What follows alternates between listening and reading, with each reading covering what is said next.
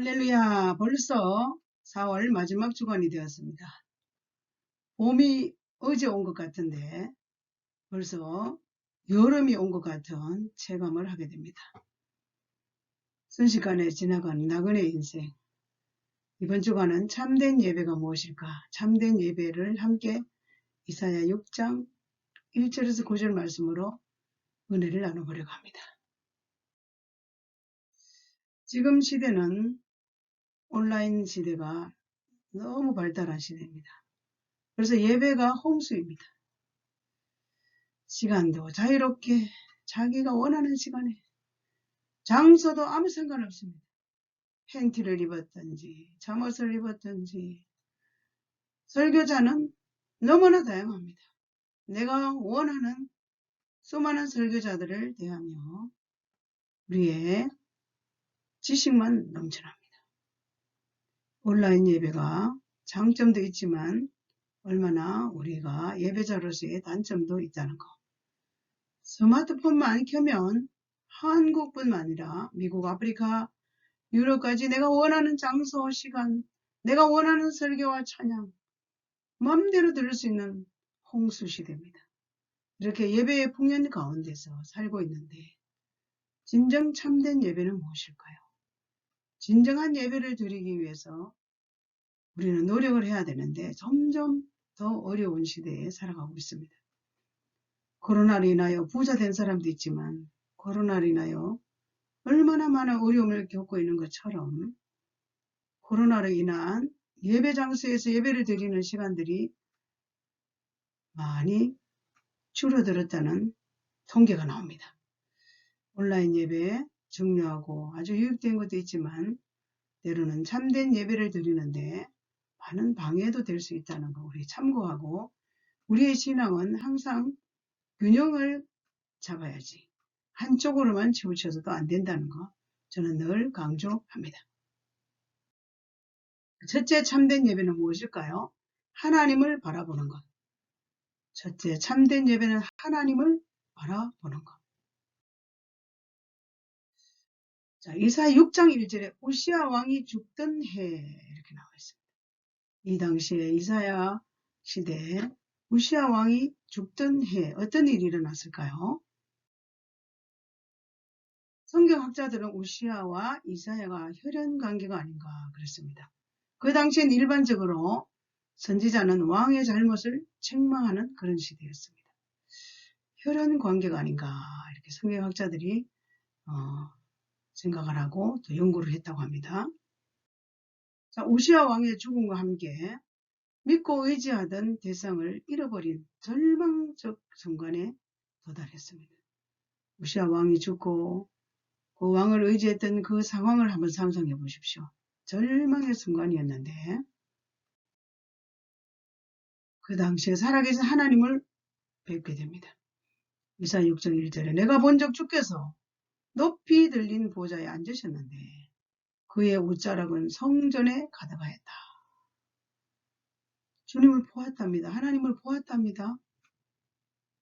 그 옷자락은 성전에 가득하였다. 살아계신 하나님을 보고 있는 광경을 성경은 말씀합니다.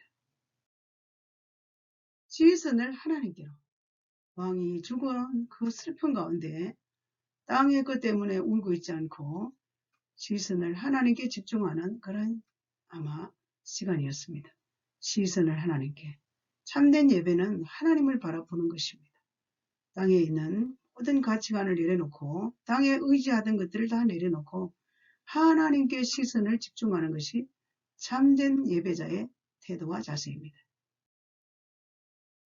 참된 예배란 다시 말씀드립니다. 하나님을 바라보면서 옵니다.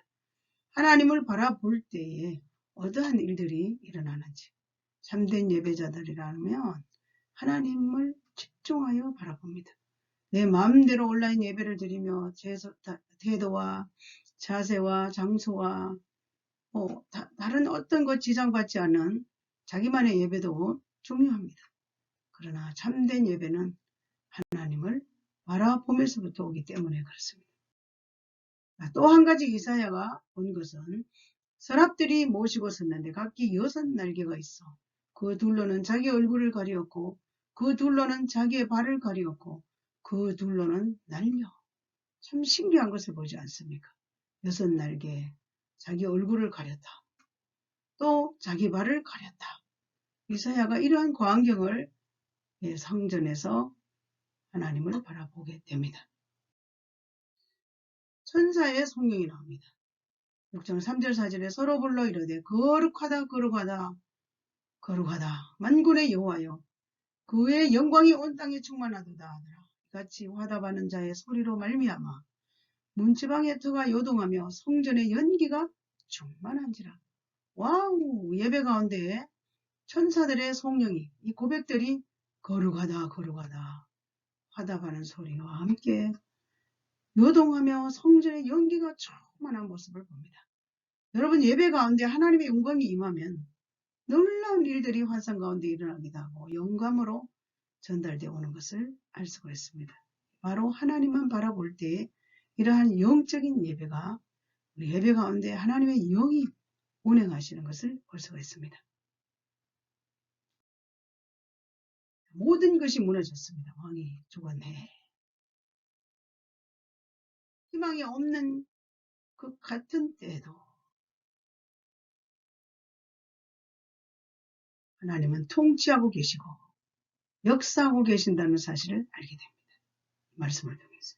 하나님은 통치하시고 역사하고 계신다는 사실을 알았다.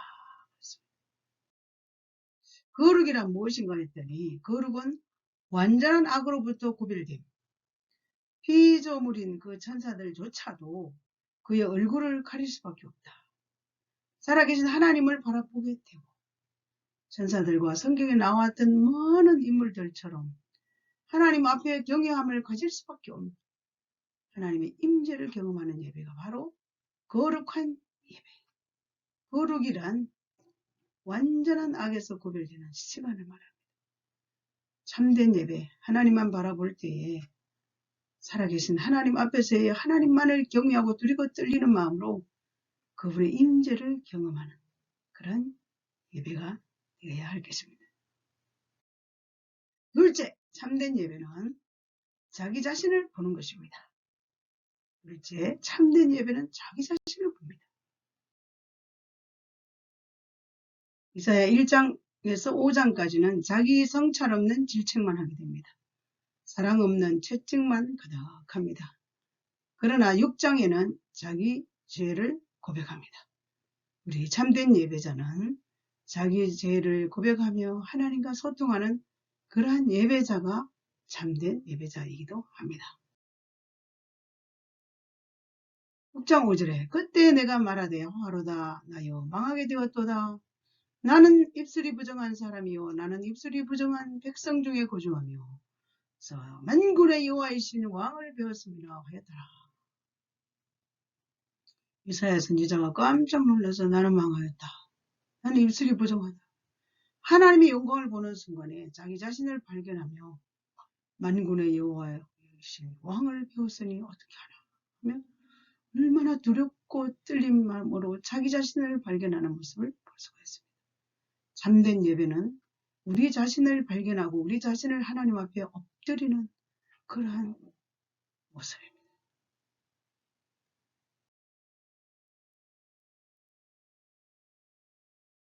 하나님의 거룩하심, 우리의 죄성을 직시하게 됩니다. 참된 예배는 하나님의 거룩하심이 어느 정도인지 알게 되고 나의 모습은 얼마나 죄성으로 가득 차 있는지 알게 됩니다.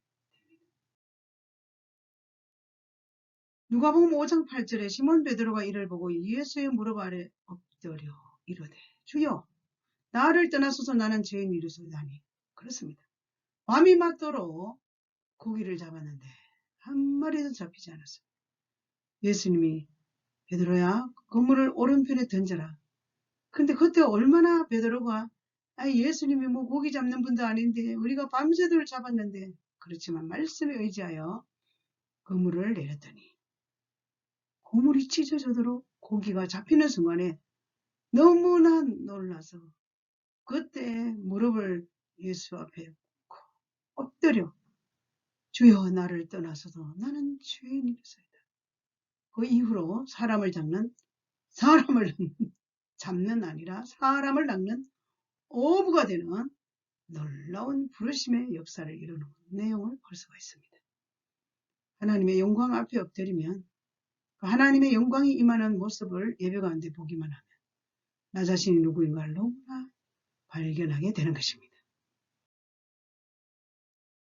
또 이사야 6장 6절 7절 보니 때 그 서랍 중에 하나가 부젓가락으로 제단에서 집은 바 흰 숯불 손에 가지고 내게로 날아와서 그것을 내 입술에 대며 이르되 보라 이것이 내 입에 닿았으니 내 악이 자였고 내 죄가 사하였느니라 하더라. 아멘. 그렇습니다.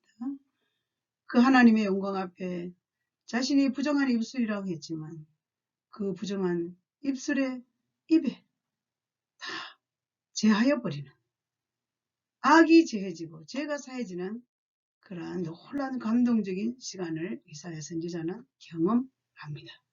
참된 예배 가운데 임하시는 그 성령님을 경험한다면 우리 자신을 발견하고 우리 자신의 모든 부족한 것까지라도 하나님이 다 용서해 주시는 놀라운 경험을 하게 되는 것입니다. 자기만의 착각에서 오는 만족이라고 이렇게 만들어 왔습니다. 이렇게 배가 뚱뚱한 사람에게 손가락을 찔르잖아요. 자기 의식을 못하고 이분은 계속 먹을 것만 찾고 생각은 날씬한 사람같이 생각을 하고 하나님이 내 모습을 보여주시고 내 죄를 보여주셨는데도 그 앞에서 하나님 그래도 내가 예배를 드리고 내가 하나님 앞에 이렇게 저렇게 잘하고 있잖아요. 내가 걸어가지 않나요? 이렇게 착각하는 예배자가 되면 안 됩니다. 우리 자신을 발견하며 하나님 무엇을 원하실까? 하나님이 어떠한 예배를 원하실까? 늘 주파수를 하나님께 맞추는 그러한 믿음의 성숙된 사람으로 살아야 합니다. 셋째, 참된 예배는 사명을 바라보는 사람입니다. 참된 예배는 사명을 바라보는 사람. 드디어 침묵을 깨치고 내가 또 주의 목소리를 들으니 주께서 이러시되 내가 누구를 보내며 누가 우리를 위하여 갈고 하나님의 목소리를 듣는 순간에 너무나 안타깝지 않습니까? 내가 누구를 보낼까? 누가 갈래? 우리를 위하여 갈고 라고 하나님의 음성을 듣게 됩니다.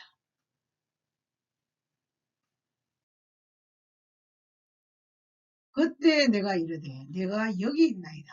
나를 보내소서 하였더니 이사야 6장 8절에 나를 보내달라고 내가 여기 있습니다라고 고백하는 이사야 선지자의 모습을 우리는 보게 됩니다. 이사야 활동 시기를 보면 그 당시에 4명의 왕을 섬겼습니다.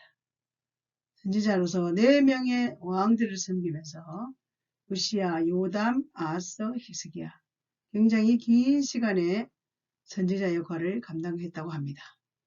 선지자적인 기름 부음을 받은 사람들은 지금도 역시 예나 지금이나 많은 대가지불을 합니다. 그렇지만 하나님의 음성에 순종했던 이사야는 하나님이 주시는 능력으로 왕들을 4명이나 섬기며 선지자 역할을 긴 세월하며 많은 힘듦의 시간도 잘 승리하고 견딘 것을 성경을 통해서 알고 있습니다. 훌륭한 이사야 선지자의 그 활동 시기 지금도 여전히 우리에게 성령으로 함께 하시고 역사하시는 선지자적인 기름 부음이 있는 사람들은 다른 사람들을 향하여 때로는 책망도 하고 격려도 하고 위로도 할 수 있는 그런 하나님이 맡겨주시는 사역과 사명을 잘 감당할 수 있습니다.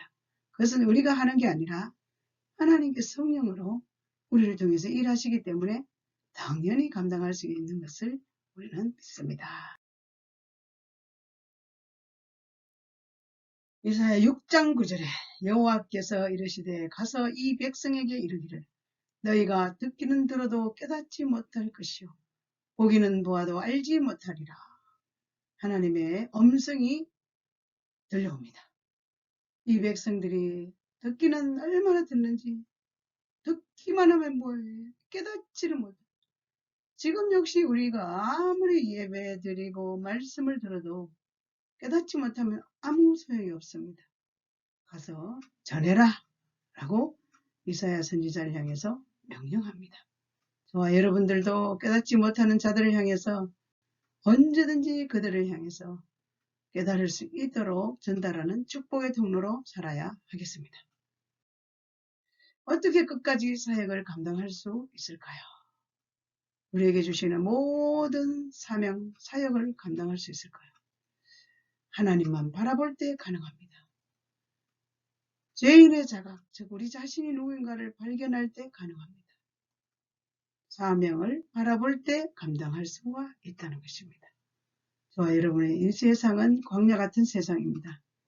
다양한 일들이 일어남으로 인해서 우리가 끝까지 사역을 감당할 수 없도록 가로막는 장애물들도 있지만, 그러나 하나님만 바라보고 내가 누구인가를 발견하고 사명만 바라본다면 그 하나님의 음성 앞에 우리 자신들을 순종을 넘어선 복종의 삶을 살려고 하는 태도만 가진다면 얼마든지 우리는 끝까지 우리는 사역을 감당할 수 있는 멋있는 인생을 마감할 수 있습니다. 할렐루야, 아멘.